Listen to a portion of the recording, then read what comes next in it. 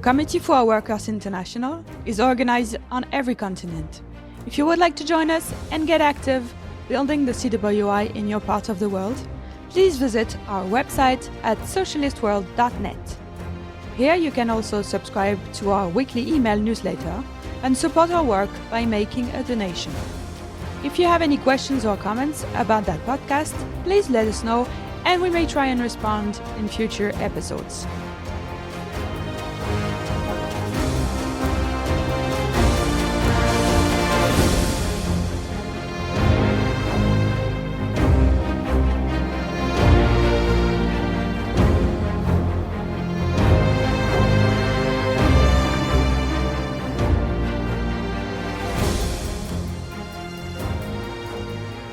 Hello and welcome to Socialist World, the podcast.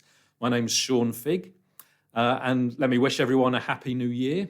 Although in many parts of the world, obviously, 2026 has got off to a very dramatic new start.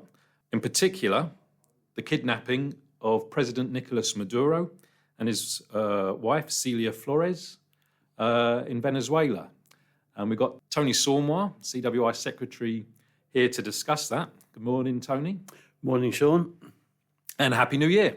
And Happy New Year to you too. Okay, well, I've mentioned what we're going to discuss today, Venezuela and Maduro, but we probably should mention at the start, we've also got massive protests in Iran taking place as we speak. The Trump regime in the US is continuing to demand control or ownership of Greenland. We've had the murder of Renee Nicole Good in the US by the ICE agents as well, enormously polarising the situation there. And also Trump managed to squeeze in the bombing of Nigeria over the Christmas break as well. So an explosive new year. It's been an incredible development for the last couple of weeks, which of course have ushered in 2026. And it marks a major turn by US imperialism, led by Trump, of course, at this particular stage. And his intervention in Latin America, in Venezuela, really marks the return to a modern version of the Monroe Doctrine, whereby US imperialism just lays claim to control, basically, and determine everything that happens economically and politically in Latin America itself. You've seen, of course, the development of further clashes. We're in an era of war. The attacks, the bombings in Nigeria, have to go side by side with what's taken place in the Ukraine, what's taken place in Syria, with the bombings that have taken place there. Oh, yeah, by France and Britain. By France and Britain, raids that took place there. And it's incredible, the speed of events and the drama with which 2026 has opened. And it really illustrates the fact that we're now in an entirely new era as far as global capitalism and global imperialism is concerned. I think there won't be anyone listening to this podcast who's not familiar with the US's military operation in Venezuela, the sending in of the helicopters, the abduction of Maduro, the beheading of the regime. So rather than go over any of those details, there's two main parts to this discussion, I think. There's the question of US imperialism and the motives and outlook of the Trump regime. And then there's also the deeper history in Venezuela itself, with the Maduro regime, what that represented, and the regime of Hugo Chavez before that, which was, of course, a left populist regime. So maybe, first of all, we look a bit more at the US, and if I ask you the question, why has US imperialism done this, and why have they done it now? Well, I think that's an important point, Sean, because it raises two fundamental questions. One is, why are we seeing this situation unfold? And it's linked with the broad historical position that we now see of the rise of China and the decline of US imperialism. And there's a reshaping of the whole of the world relations between the major imperialist powers. In reality, what you see now is a clear attempt, as articulated by some sections of the White House and in the Pentagon, etc., is to divide the world into three fundamental blocks. The Western Hemisphere, led by US imperialism, areas around China's control in relation to Asia, and maybe a little bit in relation to Russia and its particular spheres of influence. Their perception is almost like, go back to George Orwell's 1984, with Oceania, with Eurasia, and Eurasia as three separate, clearly defined blocks that don't interfere in each other's interests. Now, it's not going to happen like that, but that's the perception that they have. Now, the US imperialism and Trump are driven into this position in relation to Latin America for one reason. China has encroached dramatically into what the US imperialists regard as their backyard. Trade between China and Latin America has gone up 400% in the last few years.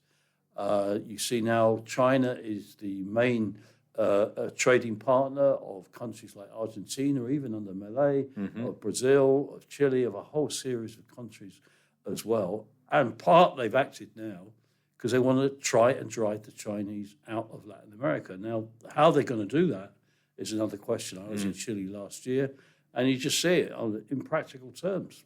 Millions of people driving around in Chinese cars. They're all using Chinese mobile phones. They're ordering food deliveries through the Chinese firms, not through Uber. There's a major shift that has taken place. Now, that is the broad position. Why has he done it now? I think it's linked to what is taking place in the US itself. We've got the midterm elections coming up. Trump's approval ratings have fallen. There's a whole series of crises and splits and divisions have begun to open up in the Republican Party and within the Trump administration.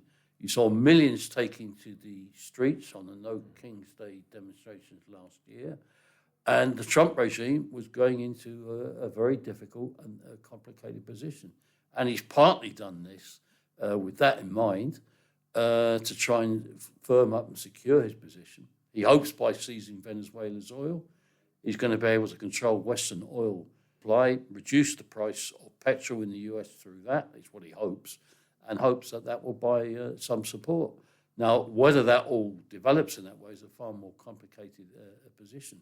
But he's acted now because of the situation that was developing in the US. And that has been further illustrated by the execution carried out by ICE in Minneapolis, which has produced a massive backlash in US society, massive demonstrations taking place, opposition to ICE, who are now picketed and protested against everywhere they operate and intervene. And it's just further polarized the whole position in the US. There's really elements of civil war in a certain sense are now emerging within US society as the CWI has anticipated previously. Yeah. I mean, it's the analogy you drew there with George Orwell's 1984 is very interesting. But another one, of course, would be almost a open return to the idea of spheres of influence. I think that's something that the right-wing populist ideologues, especially those around Trump, in terms of how they view the world, different civilizational blocks. I've looked into this a little bit over the last year or two. And what the US is doing, as you've said, is reasserting itself in Latin America. I mean, one of the things we've pointed to is the US's latest national security strategy document. And I must say, I mean, the media's been talking about Trump making a corollary to the Monroe Doctrine. Now, I'd thought that was the media giving a shorthand reference. But when I looked at the national security strategy document, there's a subheading, Western Hemisphere, the Trump corollary to the Monroe Doctrine. So they explicitly put it in the document and goes on to say, after years of neglect, the United States will reassert and enforce the Monroe Doctrine to restore American preeminence in the Western Hemisphere and to protect our homeland and our access to key geographies throughout the region. Now, when the Monroe Doctrine was first established, 1823? 1823, yeah. That was against European powers, but you've made the point that this is about China in reality. Yes, I mean, the Monroe Doctrine was originally proclaimed by President Monroe, no less, was directed fundamentally at the European powers who were in the Americas. They were pushed back to some extent. It was mainly directed against Spain, Britain, and some other countries as well. But it was concentrated on European powers at that time. This is related to China. And it's particularly, I mean, here when they published the national security strategy, a lot of the European press dealt with the issue of the aspects it covered for Europe. That was really left at it because that was their main preoccupation. The main thrust of the national security strategy is actually Latin America. And it's the issue there. They want to reassert their position there because of the penetration into the continent by China. Now, the question is, how are they going to do it? The Chinese have invested in Latin America. Billions have gone in. They've seized and got control of whole swathes. And in terms of the cheap manufacturers, there's no way that the US industry is going to be able to step in. They won't be able to do it. Now, what concretely are they going to do? The Chinese are not just going to walk away having established this base in Latin America. In reality, Trump's lurched in this direction, but in a certain sense, it's 20 or 30 years too late. Now, the spheres of influence that you mentioned there, as outlined quite starkly in the National Security Strategy document, which is really their perspective of how they want to rule or divide in the next period. But I mean, it's incredible. Now, it's not going to develop like that. And really, we're in a situation, as I say, even if they get a trend, and they will get a trend towards certain blocks developing or spheres of influence, but it's not going to be on a stable basis. And we are in this era of conflict and wars, and it's a very unstable situation. A sphere of influence in Asia, for example, you had the position of China and India, which has also developed a stronger position globally. Now, they are in one sense, one sphere of influence, but there's all sorts of contradictions and clashes between India and China that are there taking place. The wars we're in, they're trying to protect it as wars to establish stability. Well, you're reminded of Gore Vidal's phrase, a permanent war for permanent peace. Mm-hmm. I mean, it's a meaningless position in reality as far as the objectives that they put forward of wars being fought to secure and achieve a more peaceful and harmonious world. It's exactly the opposite is what's been presided over. You know, you mentioning that quote from Vidal, you're making me think of someone maybe even more pertinent for us, of Lenin, because, of course, the definition for imperialism that Lenin gave in his classic work in 1916 is the division and redivision of the world amongst the imperialist powers, and that's a continuous process as different powers gain in strength relative to each other. They will try and promote their interests, push forward, whether that's seizing territory, starting new wars, trade wars, and all the different features that we're more and more seeing again today. Of course, in the CWI, we've described the multipolar world as it's not really fixed who will be the preeminent power. Though, of course, we do point out that the US remains the most powerful militarily. But maybe one point that we should look at quickly before we move on to Venezuela itself is, does the kidnapping of Maduro reflect and the outlook of the Trump regime reflect the strength of US imperialism? Or is there a certain admission in the character of the kidnapping and this idea of hunkering down on the Western Hemisphere, this idea that other powers have spheres of influence, that there's a certain retreat of US imperialism in that idea as well? Well, it is. It's a contradiction contained here because, in part, they're trying to reassert their position and demonstrate their power, which, of course, they still have enormous power as the largest or the main imperial force on the planet. And by the way, you could see that. The precision with which they carried out the operation was quite remarkable. I mean, how they did it is unclear. They're not admitting how they did it, but they blacked out the whole of Caracas. You had a massive bombing raid taken out, and a very clinical operation was executed in which over 100 fighters from the Venezuelan and Cuban forces there were killed. Nobody seemed to have been killed from the US, and I mean, it was a very clinical operation and illustrates what they've done. But this attempt to reassert their power, it arises from their own diminishing position, in the sense they've been pushed back. They're striking out, in this case against the Maduro regime, because they wanted oil. A factor there is that Venezuelan oil is crucial and has sustained Cuba insofar as it has been sustained in the recent period.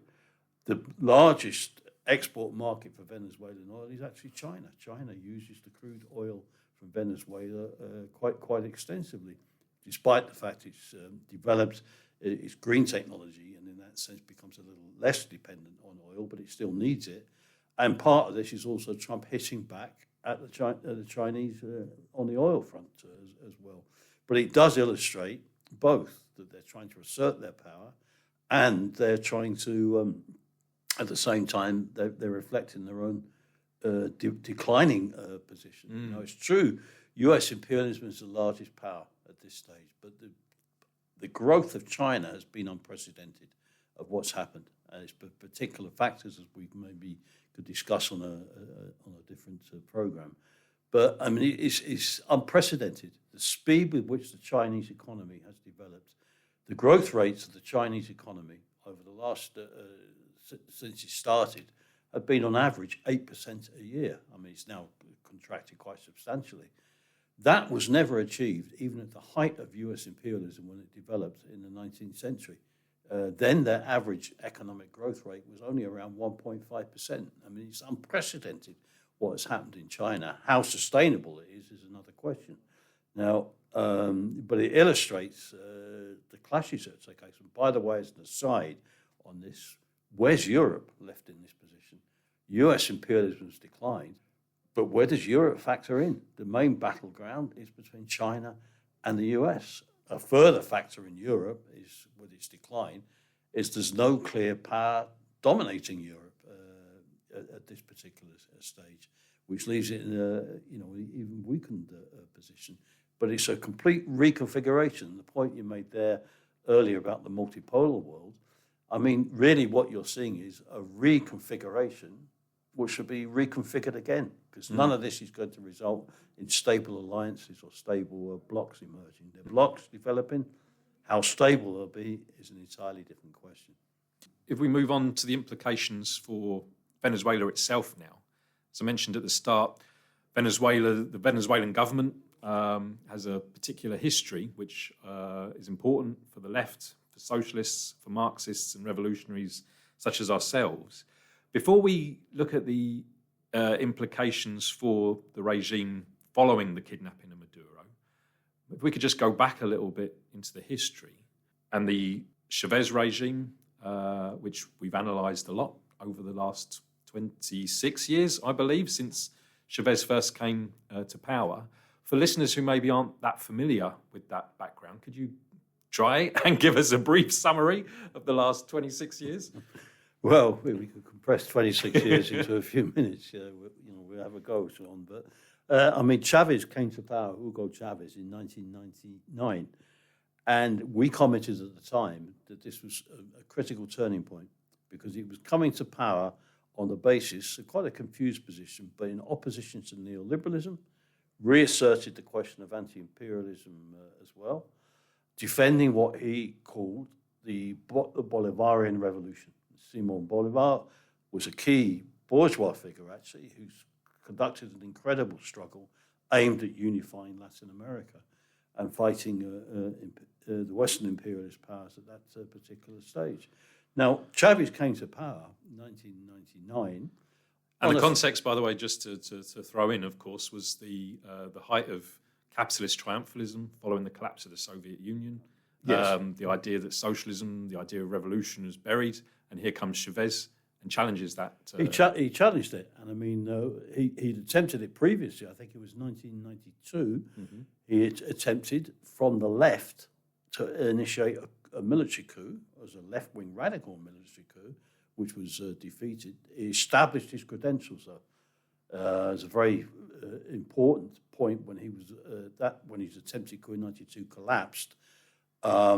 He did an interview calling it off and ending it, and he said he's finished, terminado, as he said, and then he paused and he just said por ahora, for now, and that resonated in the consciousness of millions in Venezuela and established his point of support. Now he came back in 1999, winning the elections.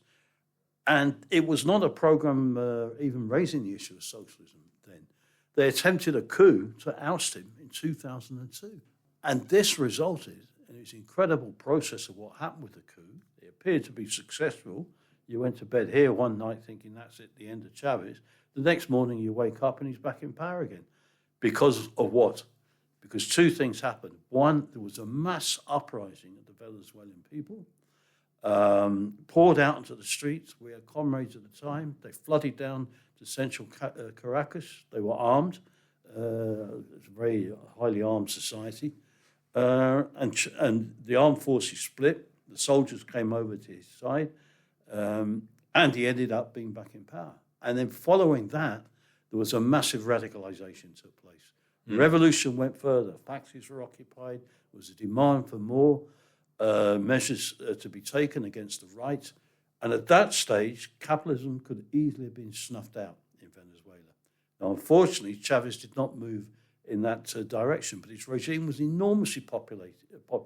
Once election after election, with mass support. Could you mention some of the reforms that he And that's the critical point. At that particular conjuncture, the price of oil went through the roof. So they had many reserves that they could use. And that was used to bring in a whole series of extremely popular reforms. The misiones, as they called them, were opened up in health, education, culture, a whole series of issues. Universities were opened up to the poor. There was a state-owned shops providing cheap food. It was a massive program of radical reforms that encroached upon the interests of capitalism. Some more bankrupt industries were nationalized. There were outlines of an element of some workers' control began to be initiated. To deal with the right, they established what they called the colectivos, which is important for today, which were semi-armed groups. And it was a whole revolutionary process. But they didn't go for a program to snuff out capitalism. They tried to build alternative institutions parallel with the existing capitalist institutions, and they didn't nationalize the key sectors of the economy outside the banks of the in oil. particular. Banks were not nationalized. The main food company, Polar, which controlled vast swathes of the food production and supermarkets in Venezuela, none of that was nationalized, and it was left in their hands. And in addition to that, despite the popularity, there was a terrible tendency to use top-down bureaucratic methods. And there was an important point here. Chavez was probably quite genuine in terms of what he wanted to achieve, but was hemmed in by his lack of understanding of how to take the revolution forward. And there was a weakness in the revolutionary movement. Everything was centered around Chavez. It was the idea of the comrade presidente. He's going to provide. Chavez will provide this. Chavez will provide that. Chavez will solve the problem. It was not the consciousness, as you had in Chile under Allende between 70 and 73, which was this is the working class as a class leading the process. And the working classes organizations. And the working class organizations, definitely. Allende was enormously popular, but he was not viewed as a god like Chavez was perceived in Venezuela. Now, that was very popular. Now, Chavez then contracted cancer and died, I think, in 2013.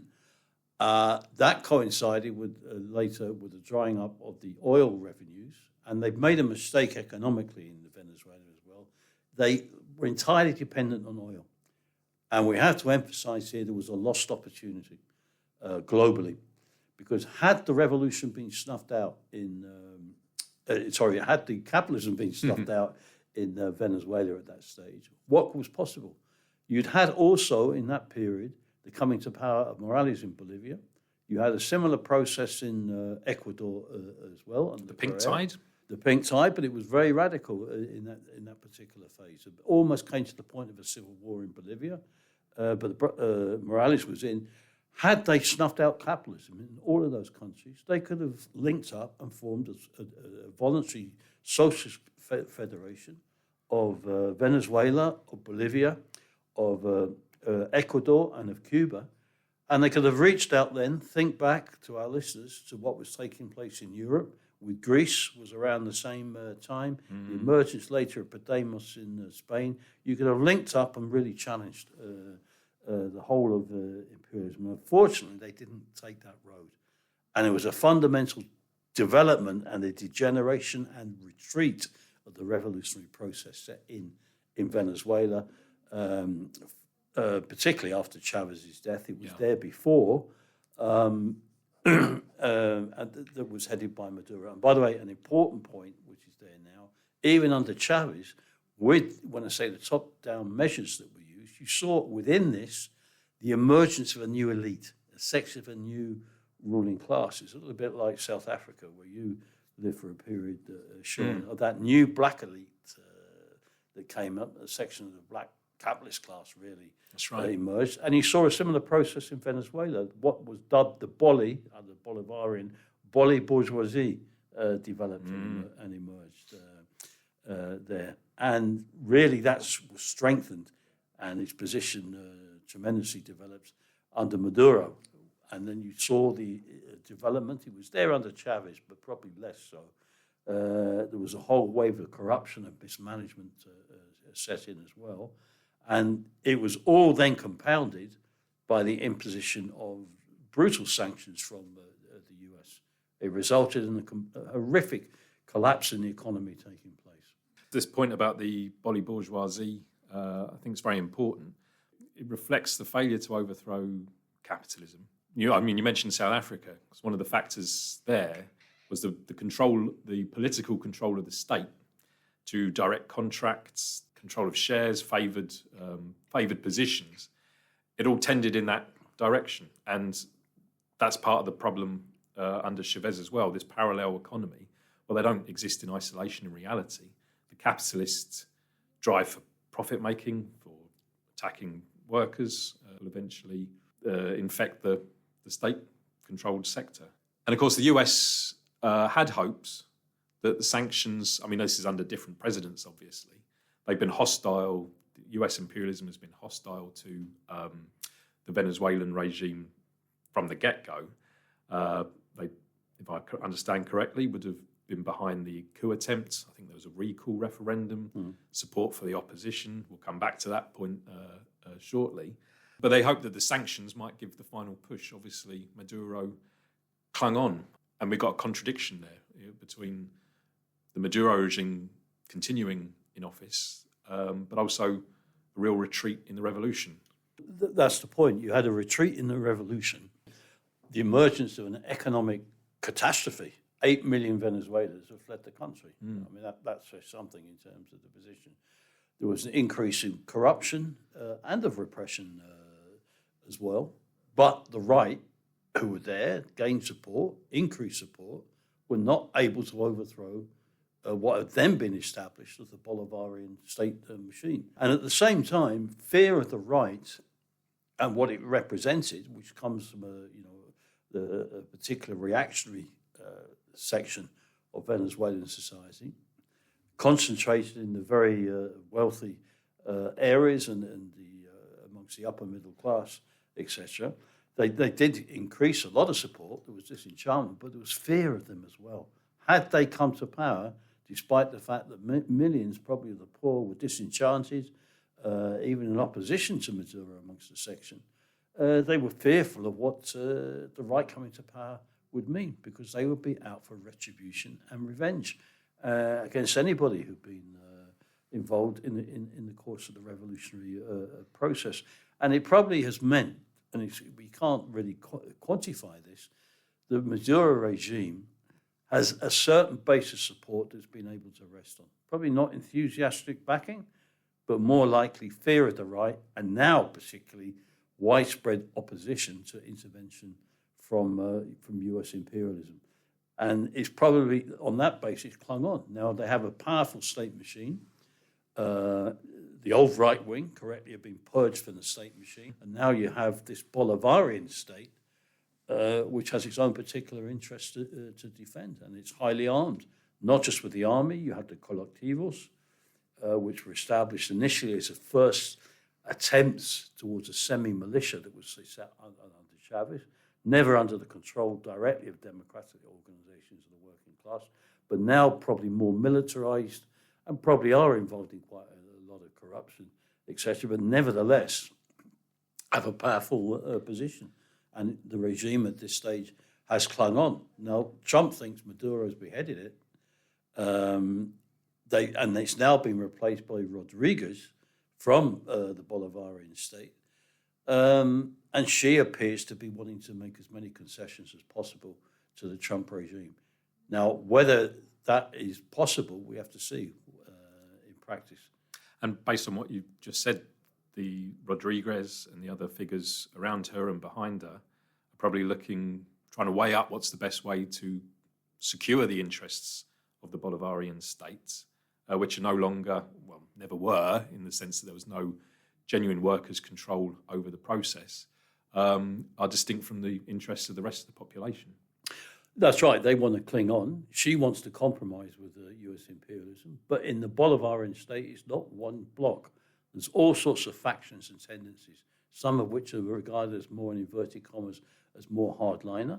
If she makes too many concessions, you could have a split in that situation within the state and a massive struggle up to the point of a semi-civil war situation.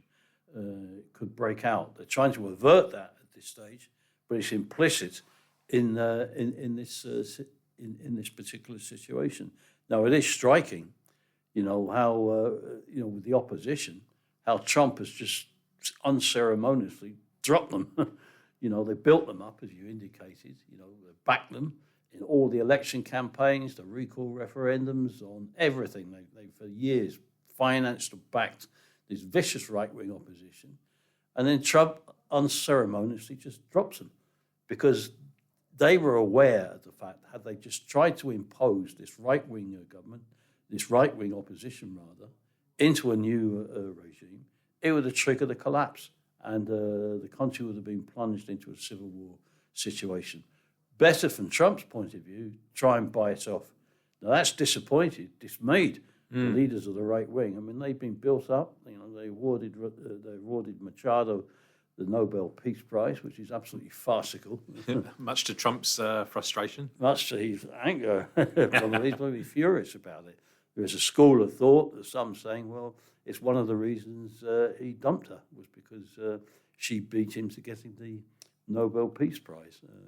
I think this point, it relates back to what we discussed at the start of the podcast, that the ambitions, although it's very dramatic, the ambitions of US imperialism, of what they can actually achieve on the ground, there's a certain pragmatism there. Behead the regime, try and do a deal with Rodriguez, and as long as they do what we want them to, the US is not too worried about the form of the regime, which is quite a distinction to previous periods. They couldn't care less. I mean, they're saying, we get rid of the Maduro dictatorship, we need democracy and we support that. But then what does he do?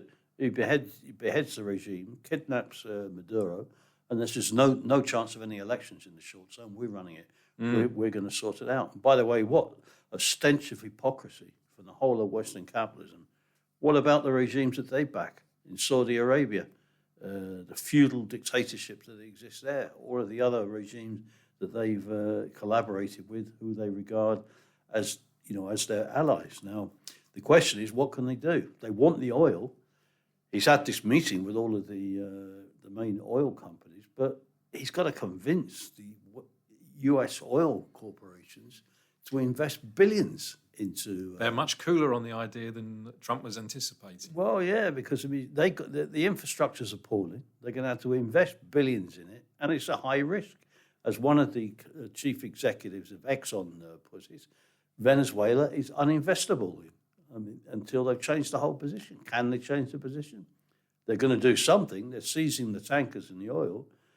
How far it goes with real investment to get the oil back, untapped and refined, because it's crude oil and needs refining. We have to see how that develops. It's not going to be an easy road for them, but they're turning their attention elsewhere. Now, they've, as Trump has said, to the Cuban regime, he's made it quite blunt: no more money, no more oil. They're going to try and squeeze the regime to have an implosion. And then Trump comes out with the absurdity of, when it was posed to him about his Secretary of State, Mario Rubio, being the next Cuban president. And Trump's response was, well, it sounds like a good idea. I mean, I can't see that happening, but I mean, it's, it's an indication of the battle going on. But they're not going to stop here. They may go for the Cuban regime next, where the economy's in free fall. There's a social crisis there. They may also take action against Colombia. You couldn't, rule that out as they want to reassert their position. And beyond that, let's see what happens in Greenland. Yeah, absolutely. Now, this new position of US imperialism, if we move on to this, is going to be deeply inflaming to the outlook of the working class, the poor, the rural poor, the urban poor across Latin America, because of a deep feeling against US imperialist meddling in Latin America, which goes back a long way. Yeah, I mean, there is a very powerful anti-imperialist in general, but particularly anti-US imperialist consciousness in Latin America. Now, of course, the right, governments like Milei in Argentina are not going to reflect that, but it's there. There is a whole perception that the continent's been robbed by the imperialist powers. And, of course, look at America's role.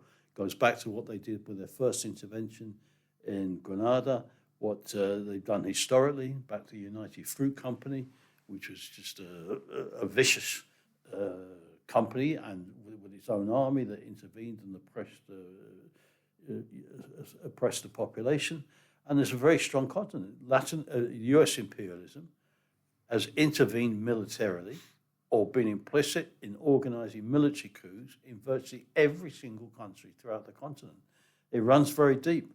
It goes back very deeply, the anti-imperialist consciousness throughout the continent against imperialism in general, but particularly against US imperialism. And it goes right back to the first intervention into Grenada that they undertook. It goes back to the whole issue of the United Fruit Company, which viciously exploited the working class and the poor, had its own army. It's a little bit like the East India Company here in Britain, what they did in Asia, vicious position. And US imperialism has intervened militarily or been involved in the organisation and backing of military coups in virtually every Latin American country. In the late 1970s, they turned the continent into one giant concentration camp. So they run the risk of unleashing movements again against imperialism. And also in Venezuela itself, the pressure on the Rodriguez regime to roll back any of the reforms that may still linger on. I know there's been a huge collapse in the GDP. You mentioned the huge migration out of the country. But even there, if the Rodriguez regime is under pressure to carry out even further counter reforms, that also can be inflame the class struggle. Definitely. I mean, if they move in that direction, they run the risk of triggering a new movement. And in fact, in the context of Venezuela, if the regime splits and they go too far in trying to compromise the position and satisfy the demands of Trump, they run the risk of unleashing a new phase of the revolutionary process in Venezuela. We have to see how that develops. No, absolutely. And of course, that's what we in the CWI will be hoping for and hoping to be able to contribute to. Developments internationally are going to be crucial for how the situation in Venezuela itself unfolds. I mean, of course, for us as Marxists, taking a class analysis of society, we talk about US imperialism, which represents the ruling class of the United States, or the different imperialisms around the world. But of course, the working class in the United States has got a crucial role to play in opposing the Trump regime, in opposing its imperialist interventions and so on. And the class struggle in America will be crucial, as it will around the world, for changing the calculations for US imperialism. And maybe on that point, actually, before we end, a quick word on the unfolding situation in Iran, which of course could have repercussions for the struggle across Latin America and indeed the world as well. Oh, most definitely. I mean, it's horrific what the regime has done there. But it's the most precarious position the Iranian regime has ever confronted since the revolution in '79. And I mean, it's, the heroism of the Iranian masses is incredible. Over 500 slaughtered, in the course of the last few days. It's incredible. It's horrific, the position. The heroism there is tremendous. It may mean the end of the Iranian regime. It could implode. That's not certain. But there is a confusion in the consciousness, the lack of any organization, the lack of a political party of the masses is illustrated in the clamor by a layer. It's not clear how large it is for the return of the son of the Shah, for the monarchy to come back. If they do go back, by the way, if he does go back, it won't be a return to the monarchy as you had pre-79. It'll be on a far weaker basis. But it illustrates the key question of building an organized socialist alternative. And one of the most positive things that we're seeing globally is the massive struggles in the US, which are taking place, are going to intensify. And the fact, despite he's wrong, staying in the Democratic Party, despite the fact he's got a fairly limited program, but the election of Bandami in New York was very significant in the sense that it's put the issue of socialism back into the political debate in the US. The key question there is to draw out what is socialism really and what is the program to achieve a socialist society. And that applies everywhere in terms of a crucial task that's now posed. Reflected in all these developments is the need for independent parties of the working class with a revolutionary socialist program that could defeat capitalism and introduce a democratic socialist alternative to the horrors that we see unfolding in this new era of global imperialism. Absolutely. Okay, Tony, well, thank you very much. We'll leave it there. Just to draw our listeners' attention to a new article on the CWI website, socialistworld.net, dealing with the issues that we've covered today.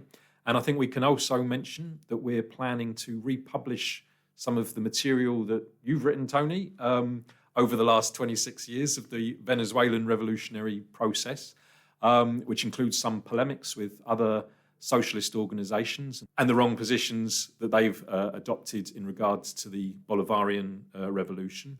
And that will be available in the next week or two. So until next time, thanks everyone for joining us.